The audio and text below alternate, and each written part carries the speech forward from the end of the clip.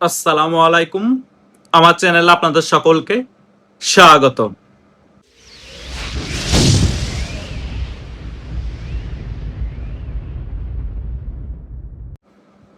গতকালকে ভারতের পররাষ্ট্র মন্ত্রণালয়ের মুখপাত্র রণদীপ জয়সওয়ালের সংবাদ মাধ্যমের সামনে একটি বক্তব্যকে ঘিরে সারা বাংলাদেশ জুড়ে তোলপাড় সৃষ্টি হয়েছে।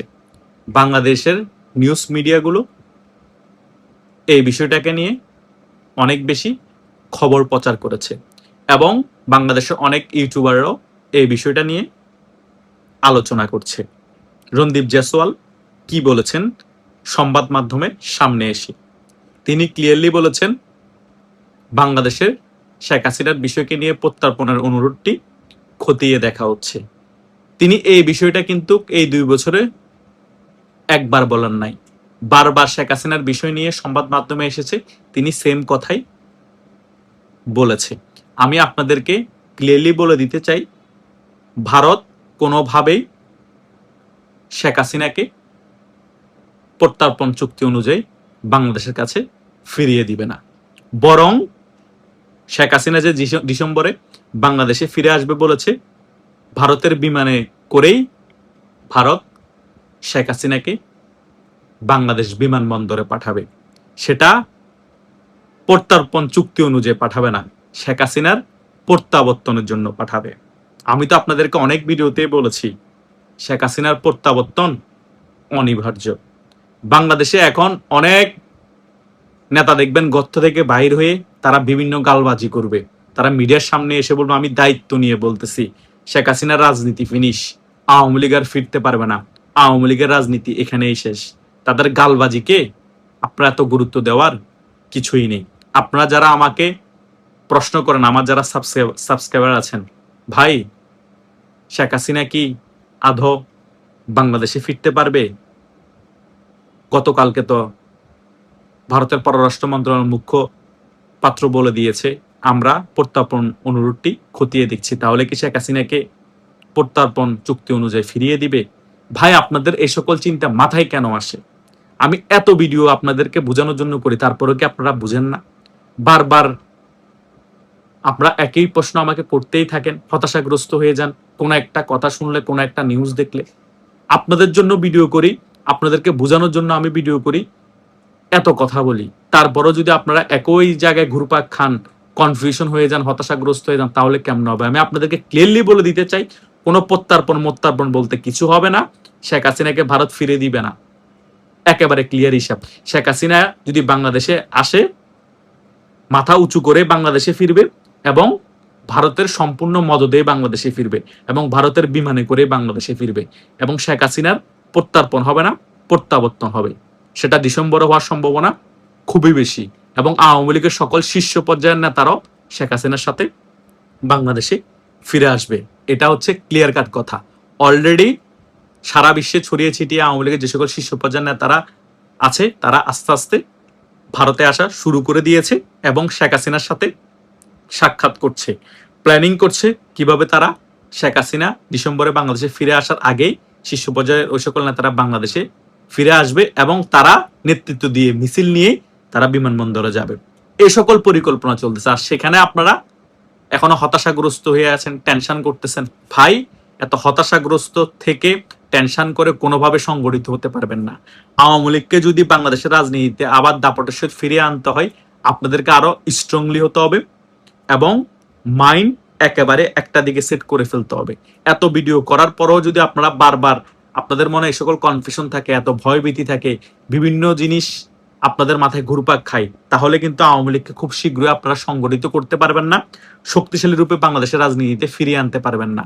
এবং শেখ হাসিনা ডিসেম্বরে বাংলাদেশে আসলে বিশাল বড় সংবর্ধনা দিতে পারবেন না এয়ারপোর্টে গিয়ে। আপনাদের এখন মেইন জিনিস ফোকাস রাখতে হবে যে শেখ হাসিনা ডিসেম্বরে আসবে, এটা মাথায় সেট করে ফেলতে হবে। আমাদেরকে ডিসেম্বরের আগে অনেক বেশি শক্তি সঞ্চয় করতে হবে, সকলে সংগঠিত হয়ে লাখ লাখ কোটি কোটি মানুষ বিমানবন্দরে শেখ হাসিনা যেদিন আসবে সেদিন উপস্থিত হতে হবে। এই জিনিসটা সেট রাখেন মাথার মধ্যে। এরপরও অন্যান্য যত নিউজ হোক, বিএনপি কি বলে, জামাত কি বলে, এনসিপি কি বলে, সেগুলা সাইডে রাখুন।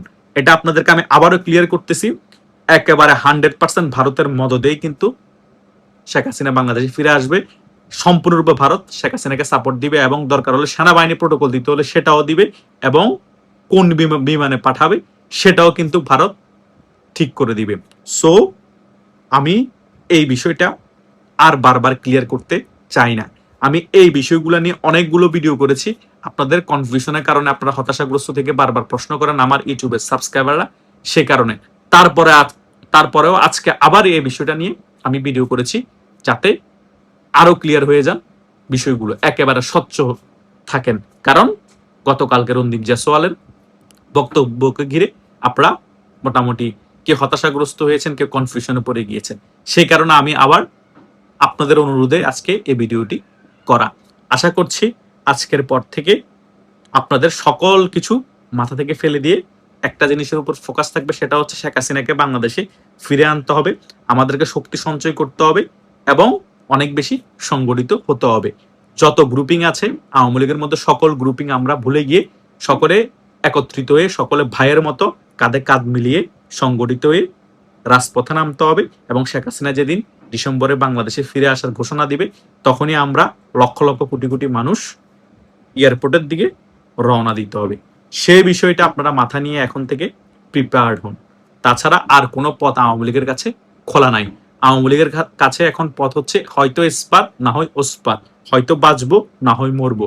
বিড়ালের মতো 2 বছর পালিয়ে থেকেছেন, কেউ জেল খেটেছেন, আমরাও জেল খেটেছি, আমরাও এখনো হুমকি দামকি শিকার হচ্ছি, তারপরও সত্য কথা তুলে ধরছি।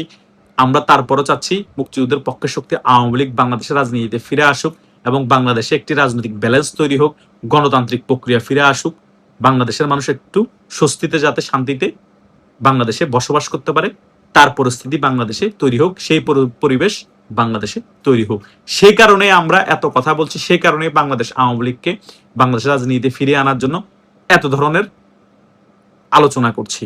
তা না হলে আমাদেরকে কি বাংলাদেশ আওয়ামী লীগের নেতা কর্মীর 1 টাকা দেয় নাকি শেখ হাসিনা টাকা দেয়? আমরা যে এই সকল কথাগুলো বলছি কেউ 1 টাকাও দেয় না, বরং আমরা মুক্তিযুদ্ধের পক্ষের শক্তি, আমরা চাই মুক্তিযুদ্ধের পক্ষের শক্তি বাংলাদেশ আওয়ামী লীগ বাংলাদেশের রাজনীতিতে টিকে থাকুক এবং জনগণের সেবা করুক। যত ভুল ভ্রান্তি ছিল সকল কিছু ঠিকঠাক করে জনগণের দল হয়ে বাংলাদেশ আওয়ামী লীগ বাংলাদেশের রাজনীতিতে ফিরে আসুক। সেই কারণেই তো আমরা এই 2টা বছর ধরে চিল্লাচিল্লি করতেছি, আপনাদেরকে বোঝানোর চেষ্টা করতেছি। যারা হতাশাগ্রস্ত হয়ে যান, যারা কনফিউশনে থাকেন, তাদের কনফিউশন দূর করার জন্যই তো ভিডিওতে এসে আলোচনা করছি। আমরা তো জেল খেটেছি, দল থেকে কি 1 টাকা দিয়েছে আওয়ামী লীগ থেকে? কোন নেতা খবর নিয়েছে? তারপরও তো আমরা সত্য কথা তুলে ধরছি, তারপরও তো আমরা কথা বলে যাচ্ছি, হুমকি দামকি শিকার হচ্ছি। কেন করছি? দেশের মানুষের মঙ্গলের জন্য করছি।